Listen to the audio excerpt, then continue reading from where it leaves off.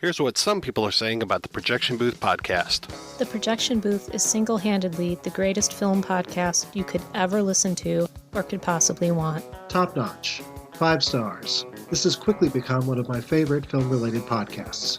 Always interesting. A completely unpretentious yet fully comprehensive look at films from all genres. The Projection Booth podcast, with new episodes available every week at projectionboothpodcast.com.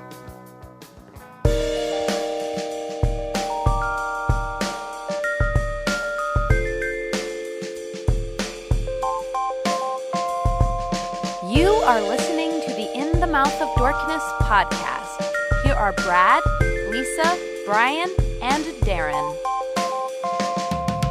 Welcome to another edition of the ITMOD podcast. With me is Brian Young, the Turtle Dork. Laugh and the world laughs with you. Weep and you weep alone. Also joining us is Lisa Gullickson, wife Dork. As I expected, I can't get along with anyone today either. And also joining us is Brad Gullickson, mouth Dork. Odasu! Odasu! Odasu! And I'm your host, Darren Smith, the Disco Dork.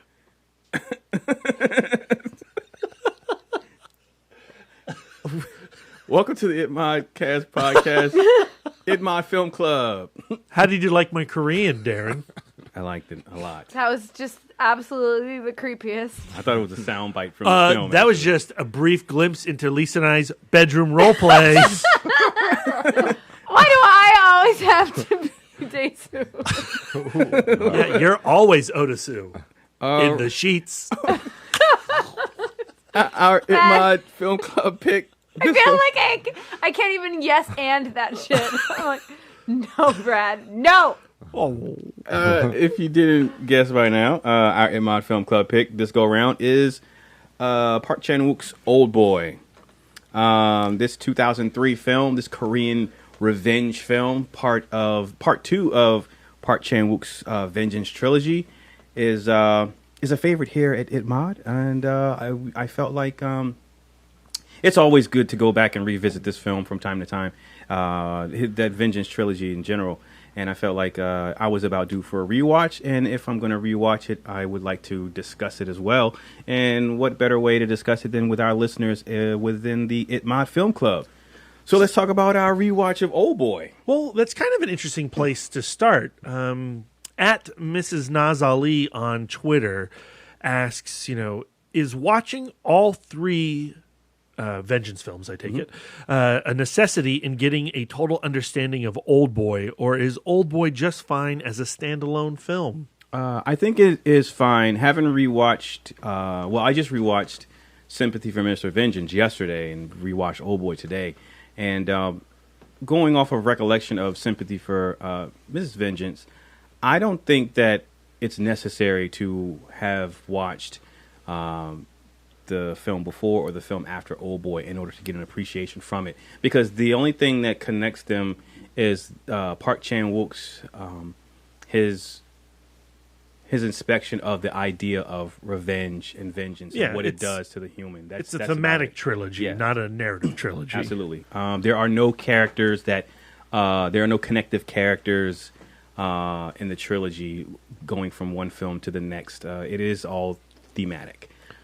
Would you want to revisit Odasu after Oldboy? Do you need to see Oldboy 2? Oh, no, like a sequel? Yeah. No, I don't need a sequel to any of these films. And that's pretty much what, that's the ideal behind Sympathy for Mr. Vengeance, is that, you don't need a sequel to that film because you've seen what that sequel would be. It's about the cycle of violence, how violence begets violence and vengeance begets vengeance. And now it's not, I don't think that particular theme is directly translated into Oldboy. It's vengeance is used in a different way and is looked at in a different way. It's a different aspect to it that's examined in Oldboy, in my opinion. But yeah, I don't think that I need to see a sequel to any of these films, because if Sympathy for Mr. Vengeance has told me anything, the sequel means that somebody else is just going to die. And then whoever killed that person, they're going to get killed. And whoever killed that person is going to get killed. So, yeah, I got it. And that's why Oldboy truly is a sequel to Sympathy for Mr. Vengeance. In a way, yeah. Thematically, yeah. And following suit with sympathy for Lady Vengeance. So what else did we get from our listeners regarding Oldboy? Well, at Nice Guy Andrews said that on rewatching, I've discovered that I really love the score to Oldboy. Oh man, yeah, a lot of classical music coming back.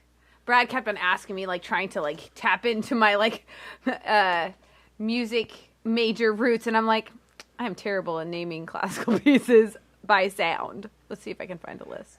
Well, you know, there was Vivaldi. There was the Four Seasons. That's an easy one. Well, interestingly enough, though, while there is use of classical music in the film, like that first piece of music that opens the film is like this weird, not even weird. It's just like this funk 70s type of Look who's like talking. upbeat type of melody that plays over that scene of Odaisu holding a gentleman over the edge of a building by his tie. So you get this upbeat like funk feel, like that puts you right into the action of the story, Mm-hmm. right? And based on how are we going to catch up to this moment when it then takes 2 steps back into the origin of Odasu with that suicidal businessman, that poodle lover, and poodle killer ultimately, and ultimately poodle killer splat. It helps you subvert the expectations of what this story is. You're launched into like, I've seen the trailer. I know we're going to get a hammer fight. Here's this dude at the top of this building. He's going to dump this dude into a car. It's going to be great. And then cut to this guy as a drunk losing his goddamn mind in a Korean police station. Yeah. And he is so absolutely and disgustingly pathetic in that opening or that second scene, his character's origin. Yeah. It says here about the soundtrack on Wikipedia, it says nearly all the music cues are composed by Shim Hyun-jang and Lee Ji-soo and Choi Seung-hyun and are titled after noir films. So, Totally. Jailhouse Rock, In a Lonely Place, The Searchers. So clearly the soundtrack is kind of like a love letter to other films. It's not just all noir. That's just a cinema love letter. Yeah. Kiss Me Deadly is on here. The Big Sleep is on here. That's pretty interesting. I did not know that. Thank you, Nice Guy Andrews, for pointing us to that.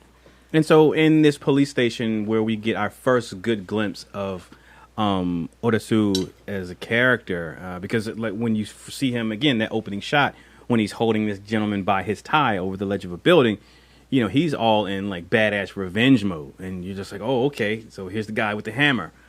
But before we can build up to him, we're revealed his beginning, his true nature of, like you said, this really pathetic and pitiful, lost and drunk individual. Sloppy. And that scene, I don't think it goes on too long, but they do just in that opening. It's almost like these jump cuts of him in this what was that place called when we were in DC, when we were in Club Love and you were sitting there with the bucket between your legs, the drunk tank.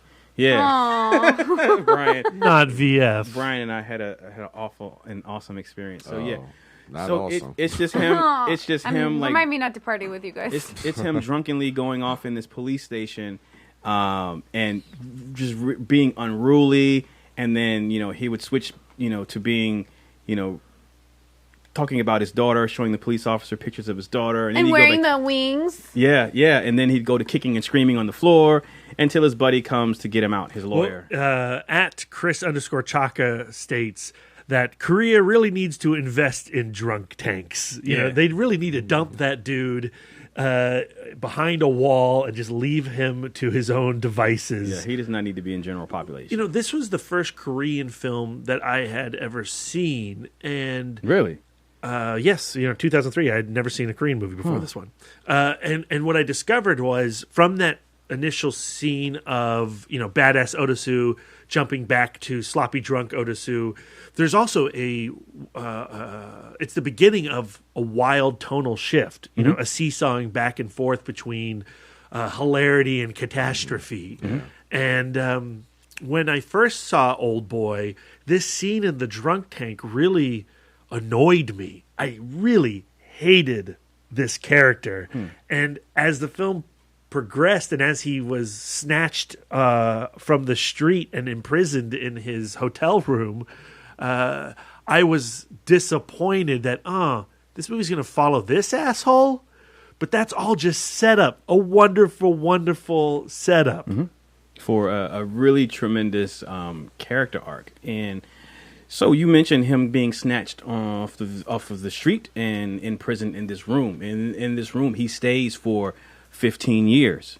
And we go from seeing badass Otosu to a really pitiful Otosu to an angry, frustrated, and still pitiful Otosu in the confines of these four walls, where his daily routine is he watches TV, he gets a food tray slit under the door, some gas comes in the room, knocks him out, they change his clothes, cut his hair, and rinse and repeat for 15 years. And so in this... 15 years! Yeah. That is insane. That is a long time for solitary confinement. No human interaction. His only connection, his clock and his calendar, as he says, is the television. And he's also been accused of murdering his wife and disappearing too, so he's dealing with that with that stress. Yeah. Well, it's a lot to ask of the audience, right? I mean, in some ways, it's a very comic booky, and this is born from a Korean manga.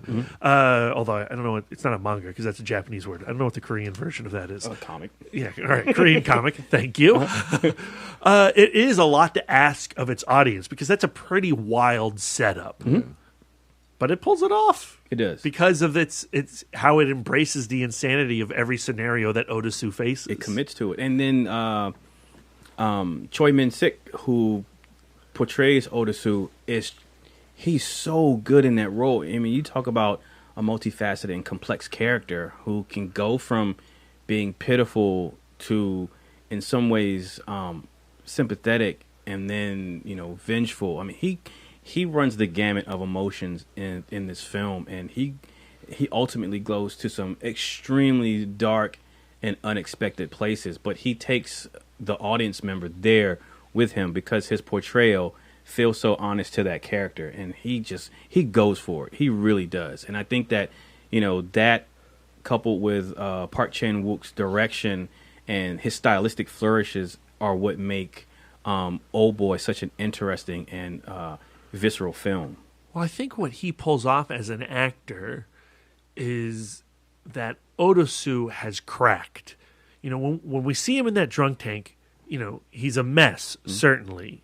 He's a ruined human being already. But that imprisonment, it splits him. Yeah. I mean, he has visions of ants pouring forth from his skin. He sells his insanity so that when he is finally released from his imprisonment, the human being that stumbles out onto the streets and encounters that suicidal puppy lover is upsetting. Yeah. I think that there is this theme of him being captive to something throughout the film. We never not see him in captivity. Even so, we see him in the drunk tank. We see him in the hotel room. Then we see him captive to his vengeance. But then we also, in the flashbacks, we see him, he's going into the military. So his entire life, he's never a free man. And I think that we also see this in other characters throughout the film, that that everybody seems to be beholden and captive to something. Yeah. And it's even mentioned, like verbally mentioned, that, he's even taunted, like, how, how's your life on the outside? You're still, you're a still big prison. in a big prison. Yeah, he says it. I still feel like I'm in a prison, even though I'm out of that room. And so he is in prison in this room for 15 years, and then suddenly one day he is set free. And when he's set free, he is on the aforementioned roof. Well, I love that shot that he's set free because he wakes up inside a trunk. Yeah. And you have this bird eye view of this little brown box kicking open and him just spilling out and stumbling towards, the suicide, potential suicide. Which that guy is one of the terrorist guys at the end of Sympathy for Mr. Vengeance that stabs Mr. Vengeance. He's like the guy in the middle. At Chris_Chaka does say about that scene, Odasu, worst suicide prevention counselor ever. Yeah. I got to agree with you. He's got Murtaugh beat. Not Murtaugh, Riggs. Yeah. Riggs at least aims for that balloon. Yeah. But it just goes to show how, like you mentioned, Brad, like how far and how deep that crack runs. Like he is cracked. Like he gets out and he's focused on just one thing, finding out who did this to him, why, and then seeking vengeance. So much so that he doesn't care. And so when he first sees this guy, though, it's so interesting that how when he walks away as this suicidal gentleman is about to tell him his story, Odasu is so detached he can just walk away. He doesn't give a shit. But before that, when he first sees this guy, how because he's been stripped of human contact, the first thing he does is just touch this guy and then takes this guy's hand and puts it on his face so he can feel human contact and just that tactile communication with another human being. And I thought that, that was a very interesting dynamic to go from that to needing a human connection after all this time to, snapping out of it. All right, I got what I needed for a second. Let me get this shit off my chest, and then I got to go kill this guy. I got to go find this person. And just being so distant. He makes this promise to himself: when I get out, I'm not going to trust anyone or anyone. And he's just going to, again, that was his choice to stay isolated, to be, by himself, even when he's free and amongst the population. And I didn't think about that until you just mentioned that, Lisa. But he does make that choice. So I'm not going to trust anyone. Right.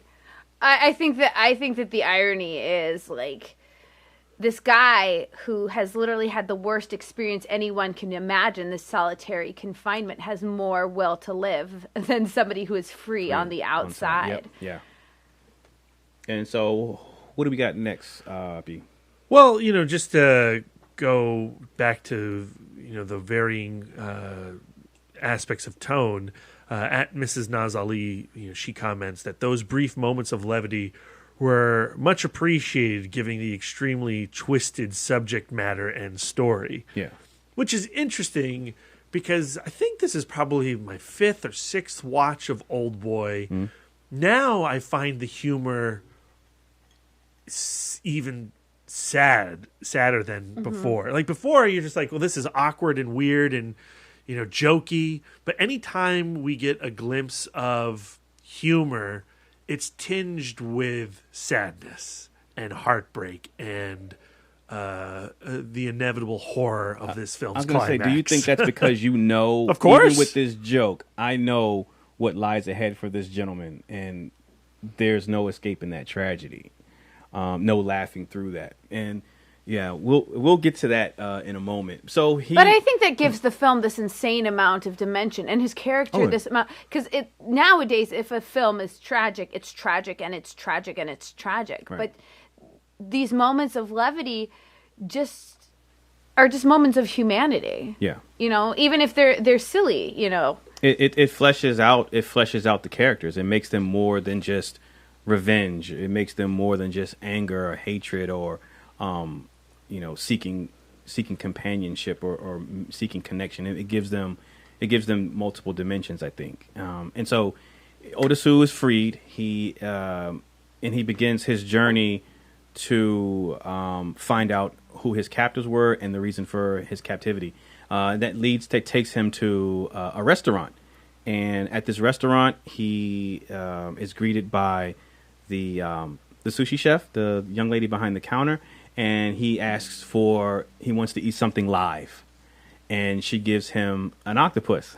And this was when I first saw this film, this was like the most memorable scene in the film for me. Of course, because Choi Min-sik chooses to go full method and actually eat a live squid or octopus or whatever that thing was. It's an octopus, and it is live, and it is not CG. And they don't cut away, and he eats this thing. And just watching it today, even after having seen the film multiple times, it is still shocking to me that he does this. What do you think the motivation is? Like, what does he want out of eating something that's alive? Because, I don't know, maybe he just got tired of eating dumplings for 15 years. But he just, like, actively wants to take the life out of something. I think that's certainly part of it. He mentions that multiple times. I'm gonna cut you up and I'm gonna eat you. He says that is his first act of. Well, it's not his first act of vengeance. I guess his first act of vengeance is letting the suicide guy drop. Oh yeah, and then he has his disconnect from humanity. He has a fight with right before he gets the cell phone. Like there's like a bunch of thugs on the street, and there's a fight. Young kids. And then some guy just delivers him like a cell phone. So he gets to that restaurant, and he wants to show his dominance. He wants to prove to himself that he does have dominance over life, and he consumes that beast. Yeah. But isn't that a thing? Live octopus? Eating live octopus? It is. Thing? But thematically, that's what's going on, don't you think? Yeah, I think absolutely. But just the way it like grabs his face as he's eating. That's the most horrifying thing to me when it touches his face. I'm like, oh, that is real. Because it is fighting back. And honestly, as I'm not a vegetarian, but I don't like to see turtles get cut up in Tampopo. Yeah. I don't like to see a dude kill an octopus for my entertainment. Yeah. I'd prefer to see that be a CG thing. Yeah. But you can't deny its effectiveness. When you remove an octopus's leg, it continues to wiggle. So it's like that octopus is gonna fight the whole fucking way. Because he tore the head off first. I go to Obi Sushi all the time, and I eat octopus. I love it. It's delicious. It's dead. It's kind of rubbery. But at Chris_Chaka says that some octopi were definitely harmed during the making of this movie. Yeah. And the reality behind that is, that's the 6th octopus that he had to consume for this scene. He didn't get that on the first take? He did not get it on the first take. He's a vegetarian in real life. Well, I wonder why. And it took 6 tries to choke that beast down. I don't like that story. Damn, the plural of octopus is actually not octopi. That's a myth. Is it octopuses? It's just octopus. I heard it from a real cephalopod specialist that the plural of octopus is not octopi. I'm calling them octopussies. All right, so he passes out and he wakes up in the home in company of. I had better be right because Chris Chaka will text me. I mean, not text me. Tweet me if that's not right. He woke up in the home of Mito, and Mito is the young lady who was serving him the octopus. And interestingly, we see her crying and reading through his 15 years worth of journals that he kept while being in prison. And for me, I think this is where she began to fall in love with him, sympathizing with his story. It's interesting, the second time you watch it versus the first time you watch it. Because here's this crazy dude. He asks you, yo, I want to eat something alive. He chokes down this squid. He faints in the process of consumption. His head smashes down onto the bar, and she reaches out and touches his hand. Mm-hmm. And the first time you watch it, you go, girl, call the cops. Yeah. Send that dude back to that drunk tank. Yeah. But the second time you watch it, you know that there's another sinister element that has yet to be revealed at play. Yeah. Yeah. And the moment she falls in love really is at the moment that his head hits the concrete or the bar.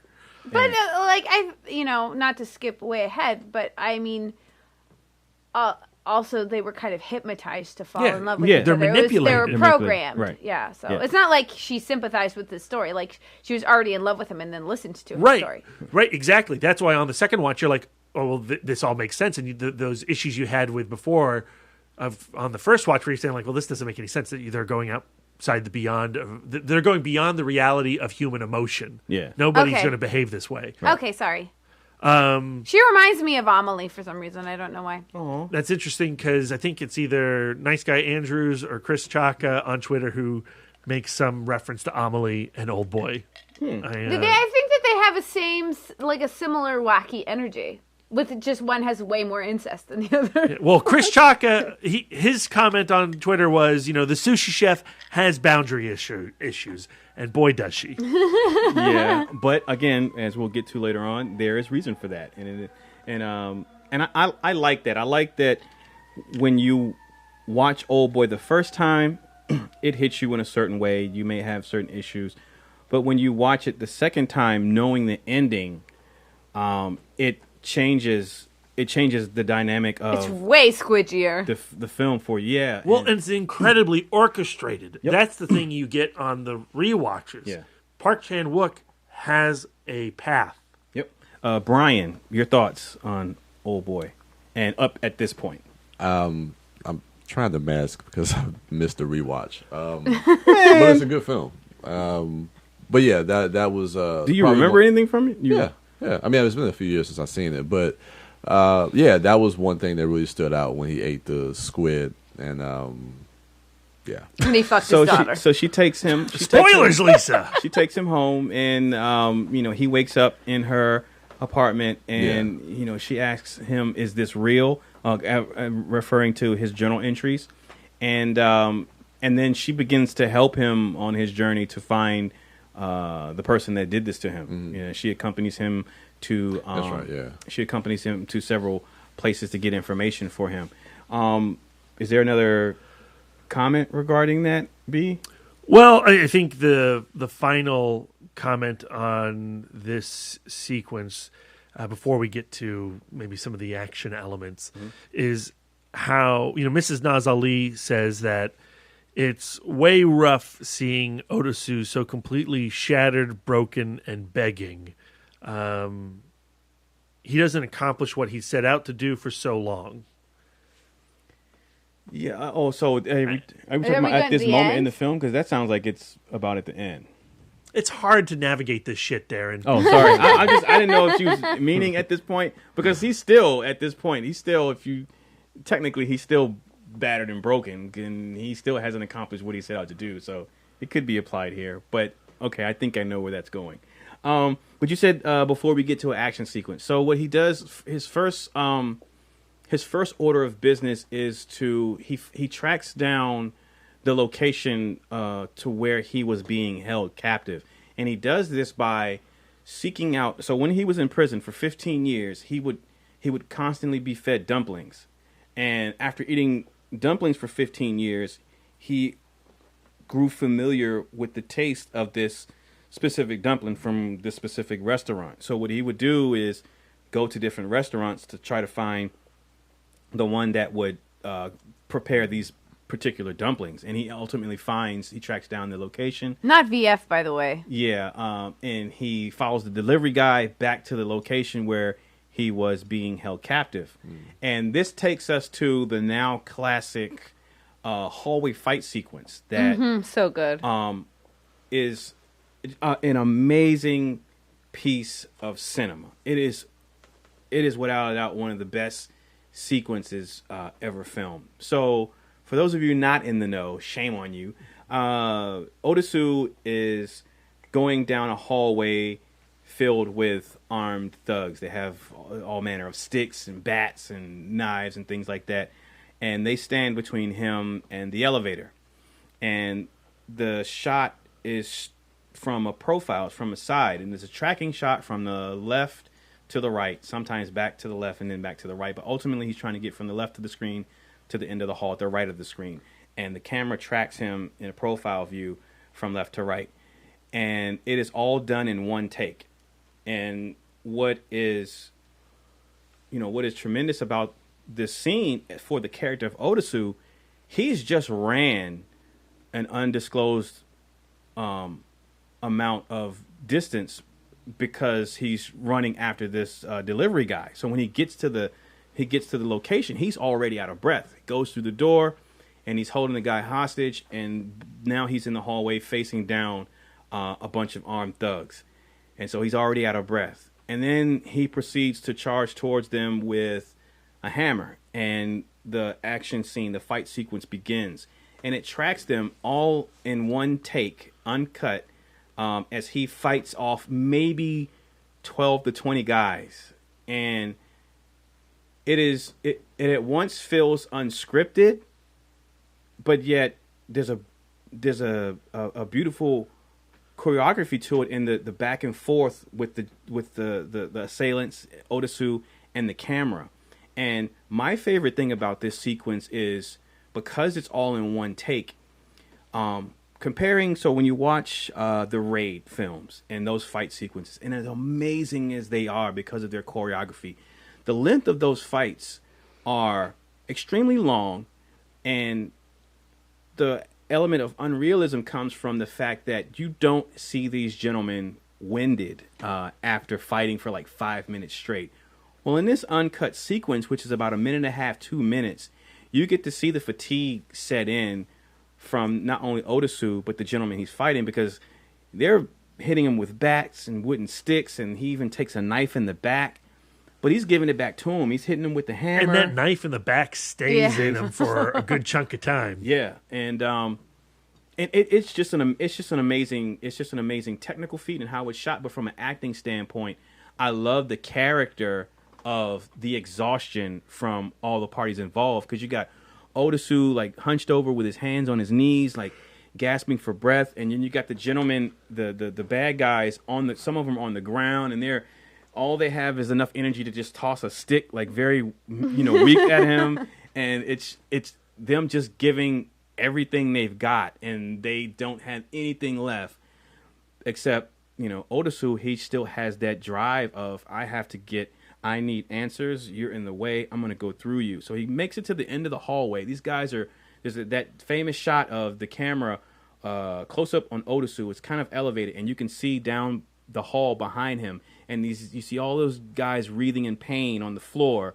and he has this glorious grin on his face. That's the shot that at Nice Guy Andrews points out. I love the shot of Otosu smiling in the hall just before you see it's an elevator full of more people for him to fight. Yeah, and then it cuts to that elevator getting to the floor, opening up, and then those guys just spilling out on the floor, and Otosu triumphantly stepping over them. And he gets to, this brings us to a scene where he gets to the guy that's running this facility where he was kept. So apparently this facility that Otosu is being kept is not owned by the guy who has kidnapped him and imprisoned him. It's a facility for hire, for rent. Like if there's some people you want to get revenge on, you want to, go missing, you basically, it's like a storage. It's like a public storage for humans. It's like a Slaver's Continental, from John Wick, but more twisted and effed up. So you pay these people, and they'll stash someone away from you for an undisclosed amount of time. And in Otosu, he goes and he meets the head guy there, and in order to get some answers, he starts pulling some teeth. And it is, and it's not like yoink, yoink, yoink. Yeah. It is a slow process of using the claw hammer on that dude's gums. Put it in, wedge it in between, and then twist. And so after that sequence, so there's an interesting thing, like with that character. I mean, you think that it's just going to be, he's just going to be another guy on the floor in the hallway or whatever. But how that character plays into the story later on, and where he comes back, and how he is ultimately still part of the grand scheme, I thought was really interesting and cool. So basically, Otosu he ultimately ends up meeting the gentleman who kidnapped him, Li Wujin. Yeah, so he found out in the torture scene, he found out that the reason was he was imprisoned was apparently for talking too much. Yes, and so that would later play thematically into the remaining moments of this character. So yes, and so he goes back to I can't remember if it was his place or the girl's place, where Li Wu Jin is standing in there with his white-haired henchman, and he comes face to face. And so Odasu has an opportunity to kill him. But he says, well, if you kill me, you're not going to get the answer to the question you've been wondering for 15 years. Why? And so he says, it's all a part of this game. And so... And is that the point where he tells him, if you figure it out and let me know, I'll kill myself? I'll kill myself, Right. yes. I have a pacemaker in my chest and a button, and I'll just hit the button and just kill myself. Yeah. And so, because he says that he says, I know you want to torture me, but if you torture me... I'll just kill myself. I'm going to kill myself because I have a weak heart, and I can also stop my heart. But he says, if you don't, he was going to kill the girl, right? Mm-hmm. And so, wanting to protect her, Odasu, agrees to let him live. So then we had that moment where he says, before that, because Odasu doesn't trust anyone, he has the young lady tied up, and he's trying to get answers from her. And then he runs across the way, and he has the meeting with Li Wu Jin. Li Wu Jin leaves and says, oh, you better go check on your girl. You left the door open. She's been tied up for too long. And that's when we go back into her apartment and see she's being held captive by the gentleman that had his teeth removed. And so you have that scene where he's about to remove Odasu's teeth, and then that gentleman gets a phone call from Li Wu Jin, and some money is brought up, saying, hey, let him live, and you can have this money. And Odasu makes a comment like, you touched her breast, so I'm going to cut your hand off. And then they leave. And so now Odasu is trusting of her because he realizes that he set a particular password or something like that. He said that only he and her would know, but they found out about it, so he didn't trust her. Well, now he's back trusting her. So Odasu is trying to figure out. He goes back to his school that he and Li Wu Jin and Li Wu Jin's sister. Wait, before that, what's really important? Before that, they do it. Mito and that's when they have sex. Yeah. Before, okay, yeah. So really it's like thank you for sorry I tied you up. Turns out I want to put it to you. And then Brad, now you can do your impression. Well, no. He didn't say I want to do it to you. She said she wants him to do it to her because she said it's her first time too, right? Was it? I feel like because she was like saying like it hurts. Yeah. So I'm guessing that it was her first time. Yeah. She said next time. She said when I'm ready, you'll know. I'm gonna give you the hint. I'm gonna sing this song. Yeah. And then that's when it's go time. She want to be straight tooken.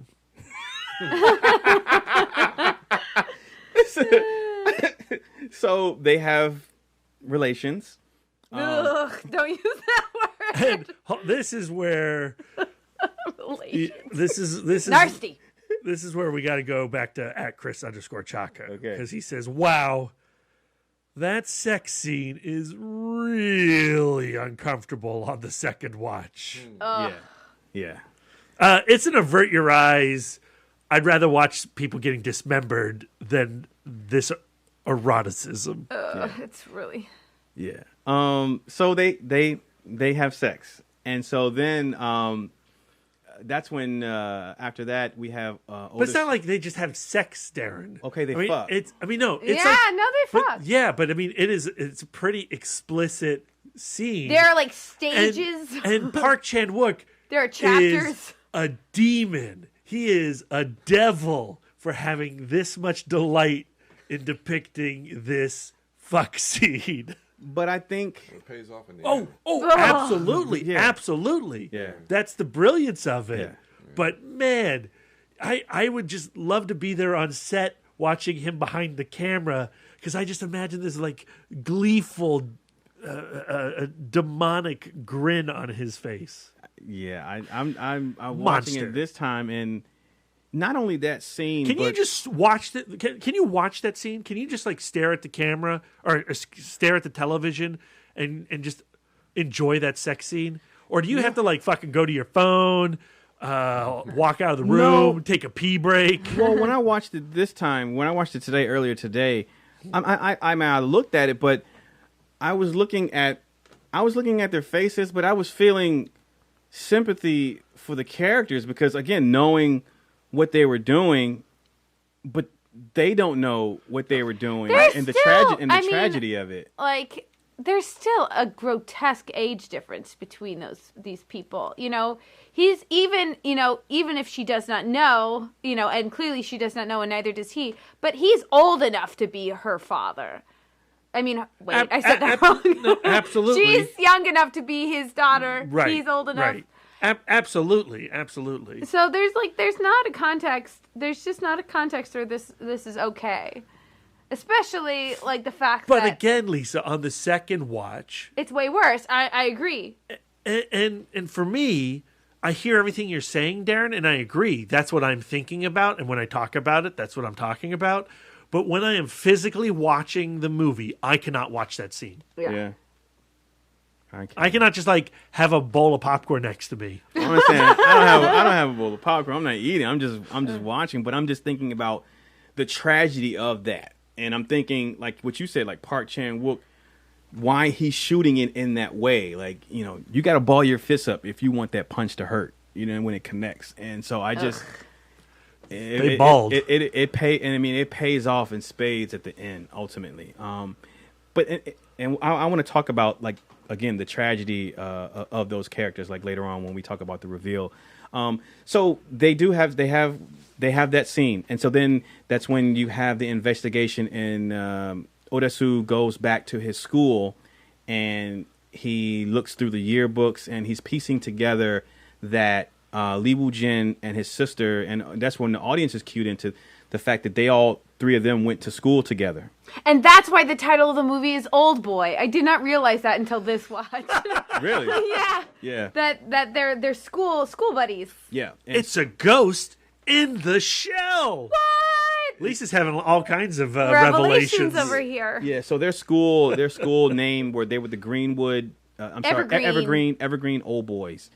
And so back in the day when they were in school, it's revealed that Odasu he came upon Lee Woo-jin and his sister getting really close and personal in one of the empty classrooms, and by close and personal he means getting it on. Yeah, and he confided in his friend. Right before Odasu was about to go get shipped off to, where was he going? Was he going to the military? Was he doing his 1 year, his required 1 year in the service? So yeah, and he confided in his friend, and while he was gone, his friend went and spread this rumor. Well, here's the thing, though. I mean, for Odasu, he doesn't even know that they're brother and sister. Right. He's just saying, "Hey, I saw this girl having sex with this dude." Yeah. And he told his friend, and he left. And so, just in saying that sentence, he damns these two individuals. Right. Because other people know that they are in fact brother and sister. So then that bit of gossip gets out, and then it's rumored that she becomes pregnant, and then that leads to her having a hysterical pregnancy. Yeah. And so we find this out, and then does Odasu go to Lee Woo-jin at this point? He does, yeah. Okay, and so we're at the end now? Yeah. Okay. So cool apartment though, huh? Yeah. With that closet, that's really cool. Oh, the closet that opens and shuts from the center. He's like the Bruce Wayne of hate. In the shower. That's good. In the glass shower in the living room, that's dope. In the bridge and over the moat in the living room, that's dope too. He's managed to accomplish a lot since fucking his sister. Yep.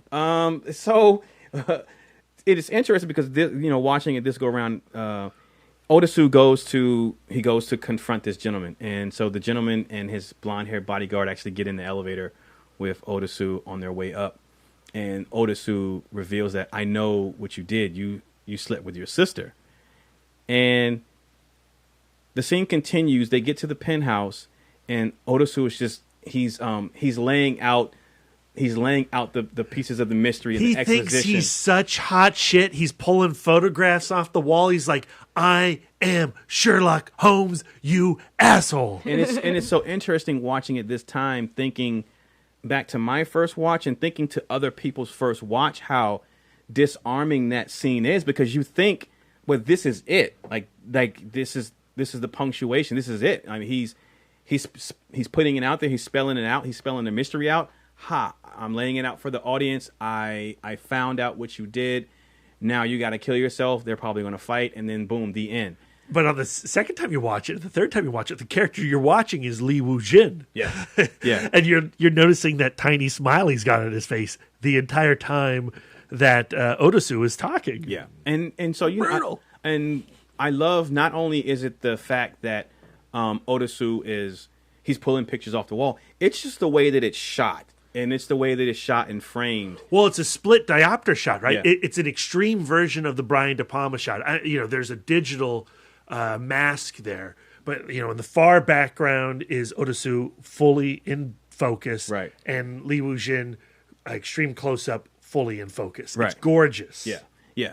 And so Otosu lays out the truth, the quote unquote truth, and Lee Woo Jin doesn't bat an eyelash. He says, well, that's all well and good. Well, let me continue telling my story. It's very interesting. It's very good. You're going to like it. It's exciting.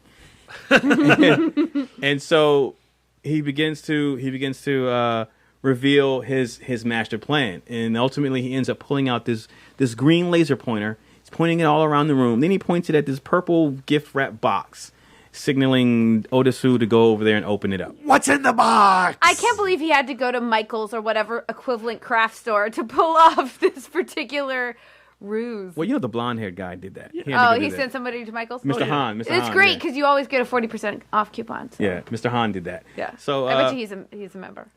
So Otosu goes over to the box and he opens the box. And what's in the box, Brian? It's that notebook, right? The photo album with, yes. with the pictures, yeah. Yeah, and so at this moment, Mito she's at that location where Otosu was being held for 15 years. She's in the room with the gentleman that had his teeth removed, and his hand. And on the table, there's another box, and so don't open it. Otosu opens the box. He opens the photo album, and it is of himself and his wife and their child. And as you mentioned earlier, Lisa, when he was in prison in that room, he turned on the news. He saw the news story that his wife had been murdered. Yeah, and he later found out that his daughter had been adopted by a Swedish couple, Yes. and so he just lost track of her. Yes, and so he opens the photo album, and the first image he sees is of his wife, and his infant child. And then he turns the page in the photo album, and there's another image of his wife and his child. No. Turns another page, and there's another image of his child. And as he keeps turning the image of his child, his daughter, she's growing in age, and she's getting older and older until we see her in her teenage years, and then ultimately in her young adult years. No. And then the next page is of Mito and Otosu walking down the street, or from shots from earlier in the film. I want to kill myself, and I'm in the audience. And so at this moment, it's become clear to Otosu and now the audience that Mito is in fact his daughter. No! And No. And this revelation, rightfully so, rocks Otosu. And I just want to say, as much as I love Choi Min-sik's his performance in this one scene, when it's revealed that there's a box containing a similar photo album in front of Mito, what happens is Lee Woo Jin says, I'm going to call and I'm going to have my guy tell her to open that box. And when Otosu realizes that she's going to find out, we talked about seeing him earlier in the film in that drunk tank in the police station and how he was just a pitiful and pathetic human being. And so in the opening of that film, you think, man, he's hit rock bottom. Then you see him in that room for 15 years and you think, oh man, he's really hit rock bottom now.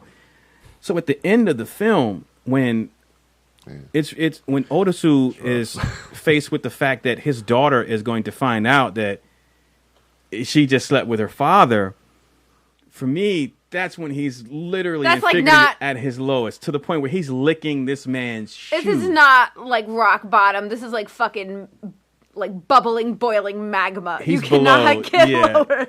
Yeah, and this is where at Mrs. Naz Ali might have said, way rough seeing Otosu completely shattered, broken, and begging. He doesn't accomplish what he'd set out to do for so long. Yeah.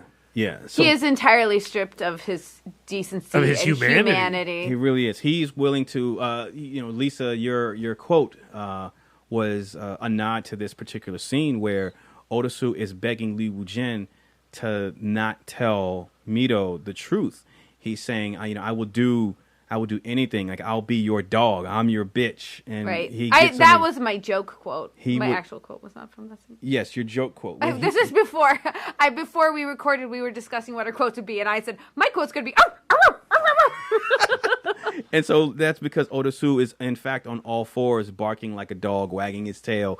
He licks Lee Woo-jin's shoes. He is begging and pleading. And Min Choi-sik, Choi Min-sik, his performance in that scene is so heartbreaking. It is so heartbreaking because he really is reduced himself to having no dignity. He just does not care. Whatever he has to do to make sure his daughter is protected from the truth, he's willing to do it. And this shit is ice cold. So Lee Woo-jin, the camera pans up and he's got his handkerchief over his face and he's just laughing. Like he's just enjoying seeing Otosu in this state. He's done it. Victory. You've been watching this film thinking it was a revenge story for Otosu, and this entire time it was Lee Woo-jin's revenge tale. story. Yeah. Oof. And I'm watching this at the this film, and I'm watching this reveal, and I can't help but think that out of all the revenge films I've seen, I don't know that there has been a more devious, dastardly, and hardcore vengeance laid upon somebody. Normally it's revenge is I'm going to kill everybody to get to you, and then I'm going to blow your face off, and then I'm going to kill you and put a bullet in your head, or I'm I prefer. or I'm going to kill your loved one or something like that. I can't remember when there has been a worse revenge put upon someone. Can you? Nice Guy Andrews asks, is Oldboy the greatest revenge film ever? In my opinion, the answer is yes. And I think you would agree. I have to agree. And I would agree. Absolutely. I would have to agree. I've seen lots of really wonderful revenge stories, but none as punishing as Oldboy, including the other two Vengeance trilogy stories. So we get to this point where he's begging Lee Woo-jin not to tell Mito, and he says, "I'll be your dog. I'll do whatever you say." And then he goes over and he grabs a pair of scissors, and because earlier in the film, as Lisa, you mentioned before, where the thing that set all this into motion was that Otosu talked too much. It was his words that were damning to not only himself, but Lee Woo-jin, his sister, and ultimately Mito, his daughter. And taking this into account in an act of desperation, Otosu takes the pair of shears and he cuts his tongue off. That shot is my favorite shot in the entire With film. the hand. So you see the scissors wrap around his tongue, and the camera shifts down to his hand so that the tongue and blades have gone off screen, and you just watch the handle come together. Yeah. And that snap. Yeah. Oh, Yeah. beautiful. Yeah. And And so awful. And so he crawls over to Lee Woo-jin, and he's still continuing to plead. He hands him the cell phone to tell him, call And he's your... just bubbling. He's Yeah. like, from his mouth, he's just bubbling. It's disgusting. Yeah, and he hands him the phone, and he says, call your guy off, tell him don't have her open the box. But he doesn't say that because his tongue is covered. Right, and so... Just bubbles. But Lee Woo-jin does so. He complies. He has the guy not, leave the box closed, and he turns and he walks away. But before he does so, he whispers into Otosu's ear, what will I live for now? And that applies to both Otosu and Lee Woo-jin in that, for 15 years, Otosu has lived for the moment where he could extract vengeance on the person who imprisoned him, killed his wife, and took his life away from him. For more than 15 years, Lee Woo-jin has lived for the moment where Otosu is before him with his tongue cut off and, pleading for his and his daughter's life. And so now that they've gotten to this moment, it's the it's that idea of, in any revenge movie, when someone is living for so long for this act of vengeance, like, what do you do that moment after you've opened all your Christmas presents? Yeah. And Christmas is over. So what do you do? So what do you do now? And so he kill turns, yourself. he walks away. Yeah, he turns and walks away.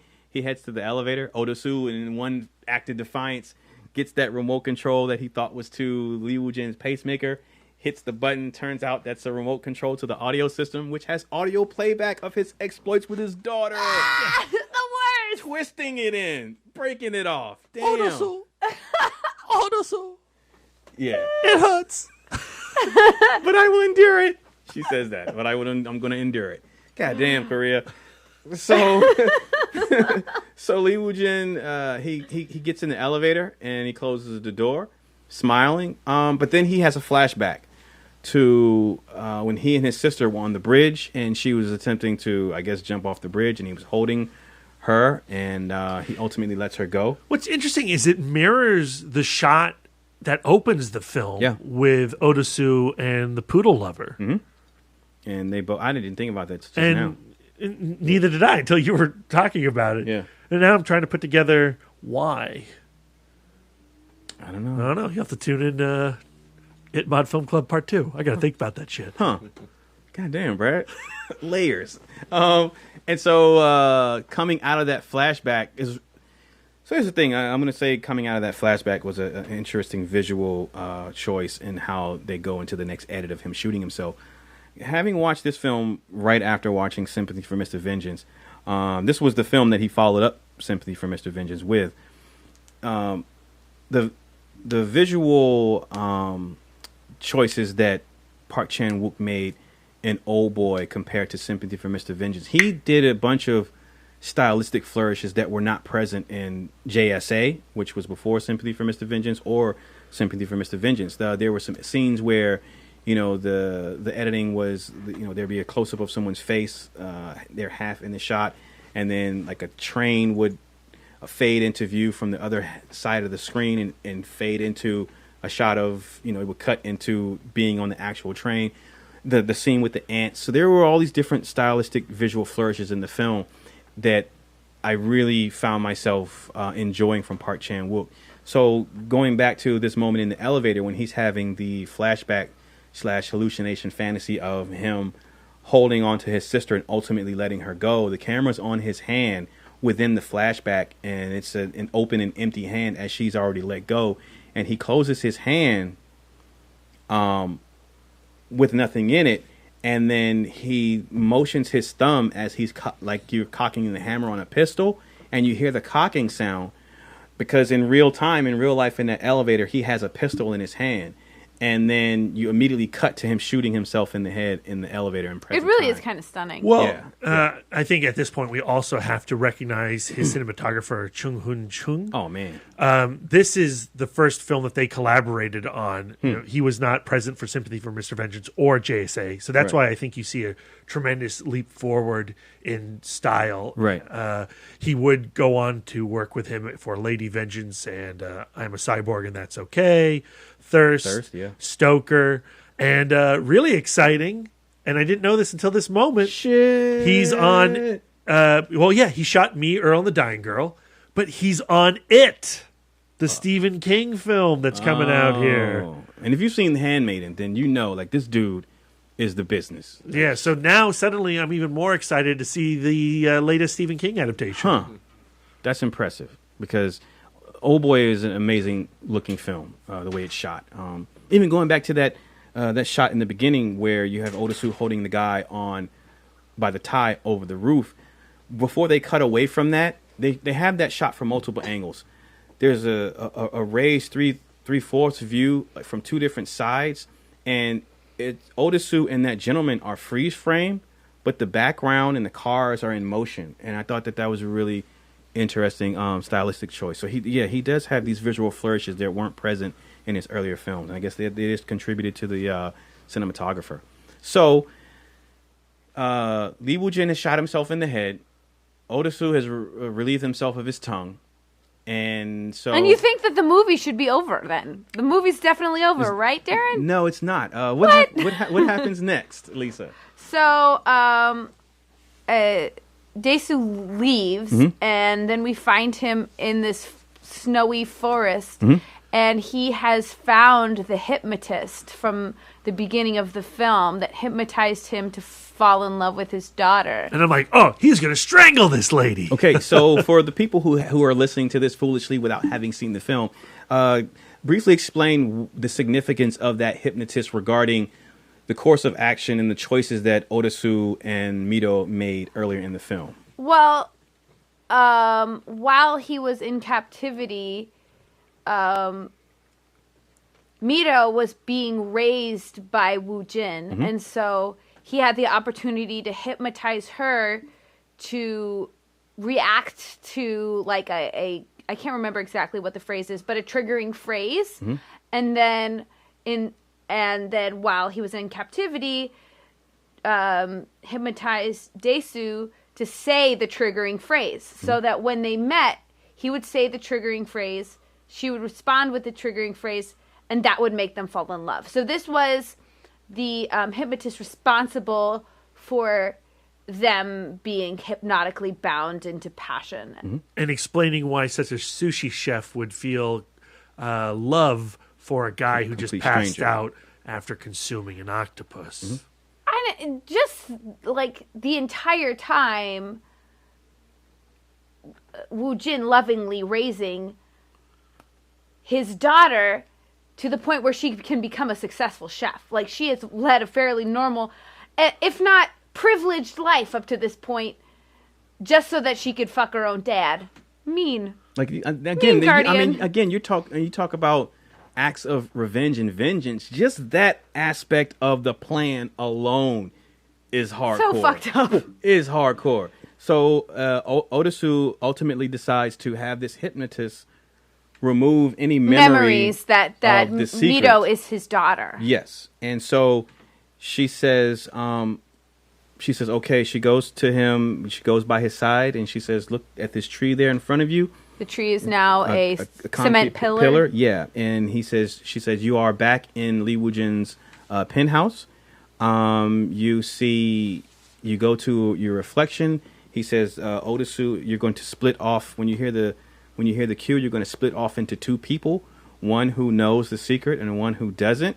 When I ring the chime, I think she said, or ring the bell, whatever." The monster is going to leave. And yes, and who knows the secret, he's going to turn around and walk away. And each step he takes will account for a year of he will age 1 year. When he reaches 70, he will die. But don't worry, it will be a peaceful death. It will be painless. And then you are free to go. You're good to go. I love the way that this is visually represented, because where he splits into two, he's looking at a reflection of himself. So the man of flesh is the man who walks and dies, and then the man without the memory is the faded reflection. Yeah. So in real time, when this is over, so you see Odasu in that penthouse turn and walk away from that window with the reflection, and he walks down the path towards the elevator door, and it fades to black. Then we fade up, and Odasu is laying in the snow. Here's another overhead shot, like the one where he was freed from the box earlier in the film. And Mito comes, and she picks him up, and he hugs her, and she says, what are you doing out here? And she looks past him. So this is what I found interesting this time. And I don't know if I noticed or even thought this the first time or second time I saw this, but I was thinking, when she looks past him and say, what were you doing? There's a tracking shot of footprints in the snow, right, leading back to the chairs. Right. So, which leads me to believe that Odasu walked away from those chairs. Was he taking the steps? Was that Odasu? I think it's supposed to metaphorically be that, but also she's disappeared as well, the hypnotist.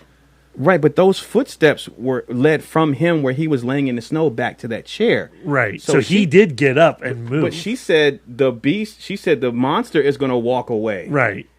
And then she says, you're good to go. She didn't say the monster's going to walk away, then you turn and walk away and you're good to go. So, because I rewound it. I was like, okay, Did she say anything alluding to now you walk away? Right. So now you get to the final shot of the movie where he embraces his daughter, and that smile creeps across his face, and then it shifts into something else. And is that shift into knowledge that he still he still remembers? Yeah. So and I think so. At Chris_Chaka says, so is it a happy ending in a horribly such twisted thing. sense that you don't want to think about? And I think Lisa's right. No such thing when you're talking about Oldboy. But if the happy ending is they embrace and he doesn't remember, no, I think he does. Because I think he is the monster. I think he's the beast. And I think it goes. He back also to, has all that crazy gray hair. Yeah, and I think it goes back to what Lee Woo Jin said, that me and my sister were able to be happy in spite of what we did and knowing.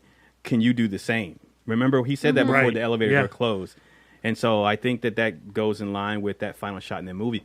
So the first time I saw it, and maybe the second time, I don't think either time I saw it, I had the same reaction this time. Because this time I believe that, well, shit, he still knows. Like the earlier, before, I think my guess was, okay, well, this Odasu doesn't remember. That's tragic that he's buried that memory, but he's still with his daughter. So where do they go from there? So either way, whether he knows or doesn't know, it's still not a happy ending, I think, because he's still with his daughter.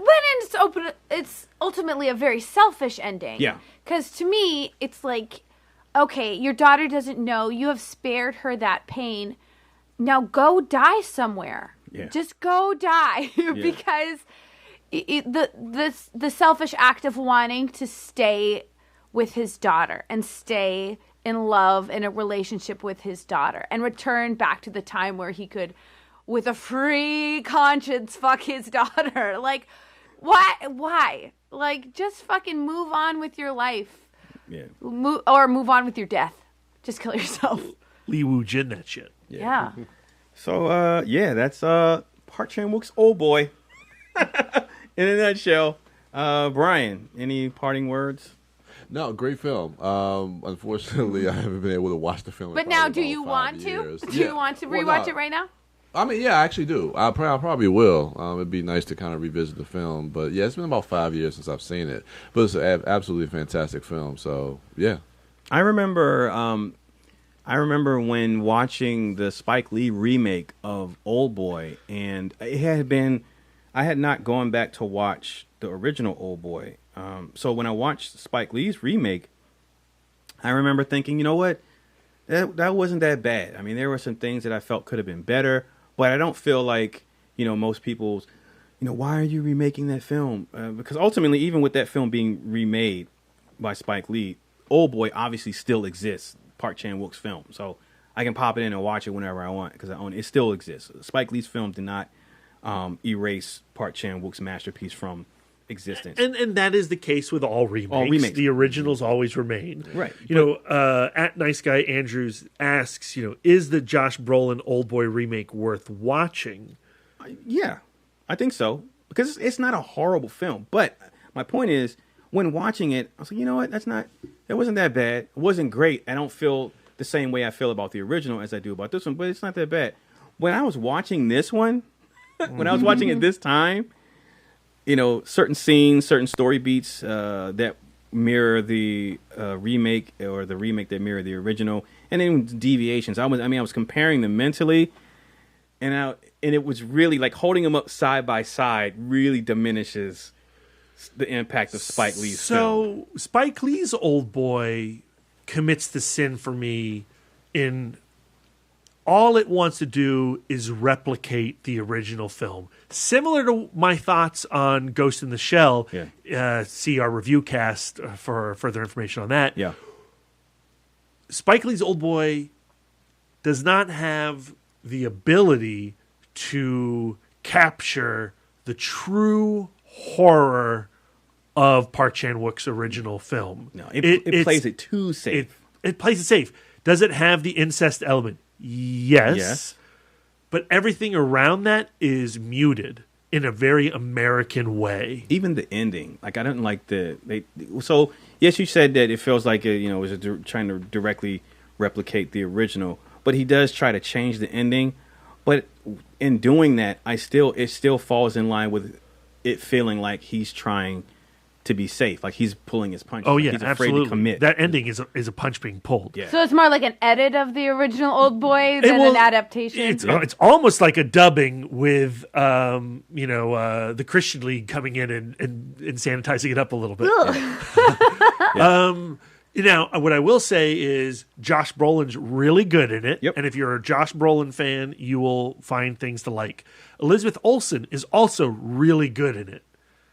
Sharlto Copley, who I love, Horrible.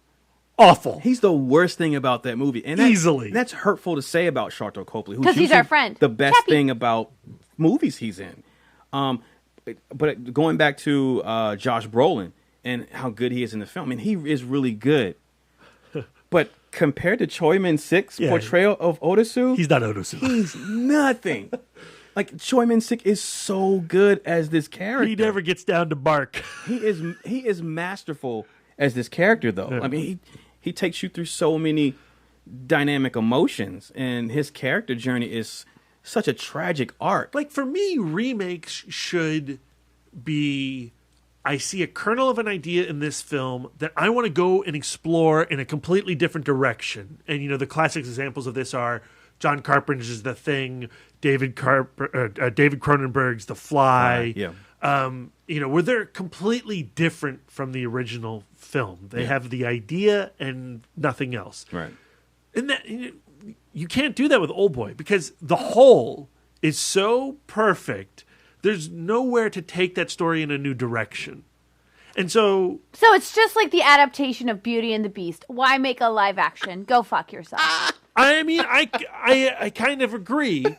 I mean, the only difference there is kind of like what was happening with Ghost in the Shell.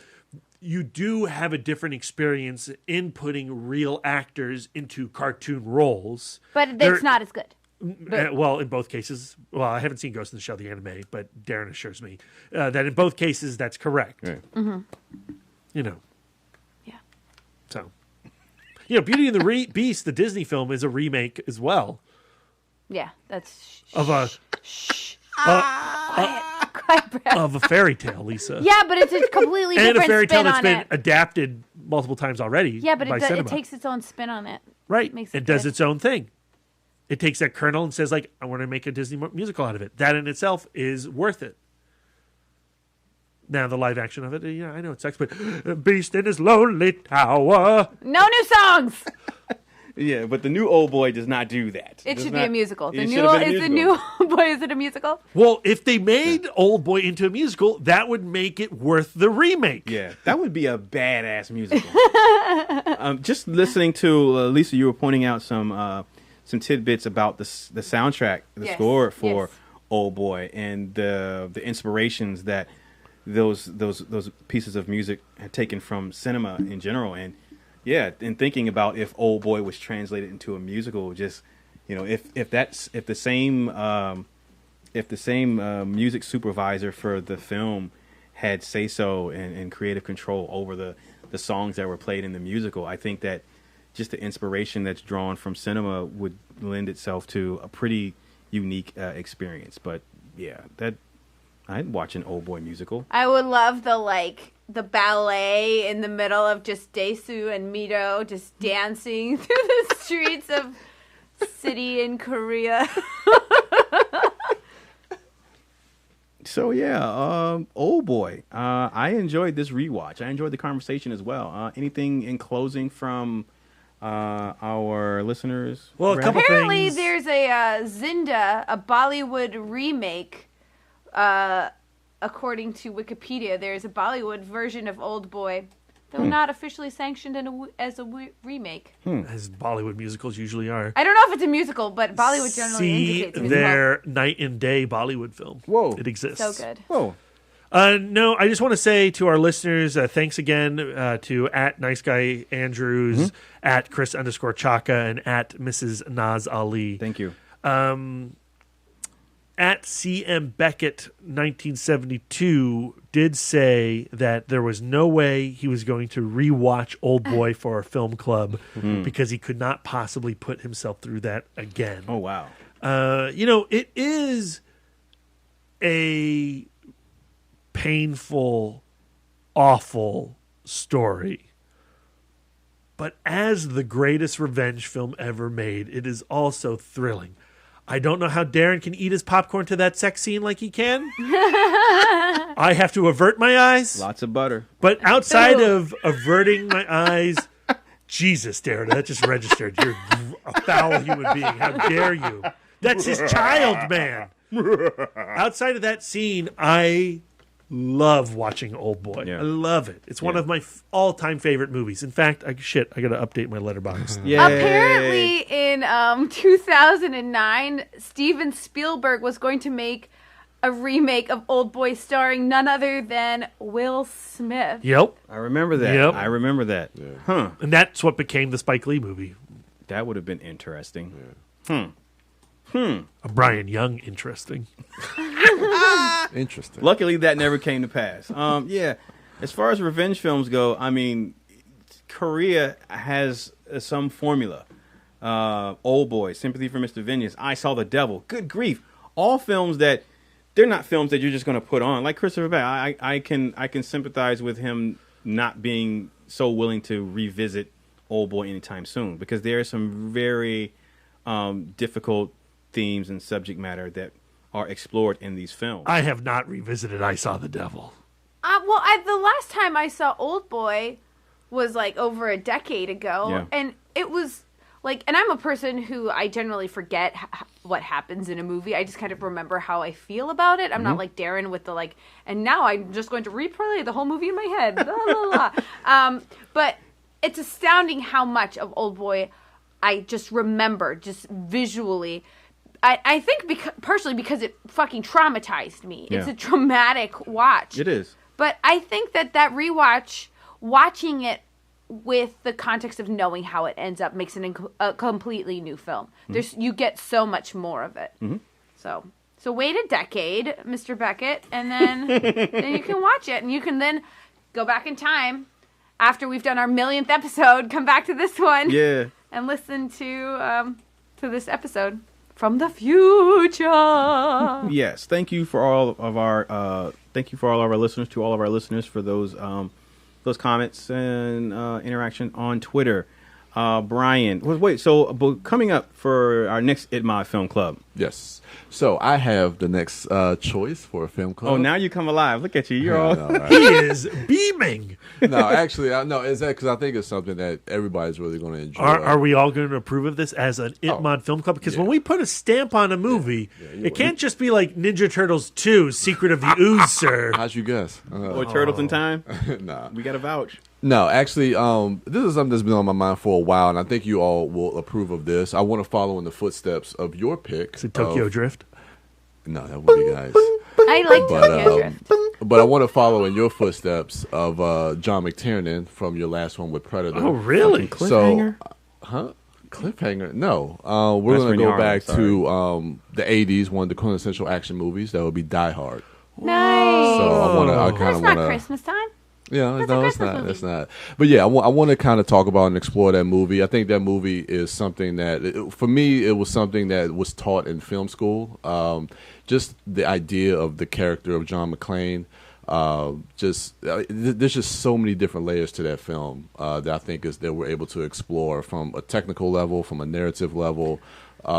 There's so much that we can definitely talk about with Die Hard. I don't think we've really had an in-depth discussion. I'm not trying to be a dick, but we have a Die Hard cast. We've had 3 years ago, in our 2 years. No, 2 years ago, one of our first film reviews was Die Hard. It was with Darren, Matt, and myself. It was a Remember the Alamo, but it was not. It was not a film club, and that was nearly 3 years ago. We've been doing this almost 3 years. Yeah.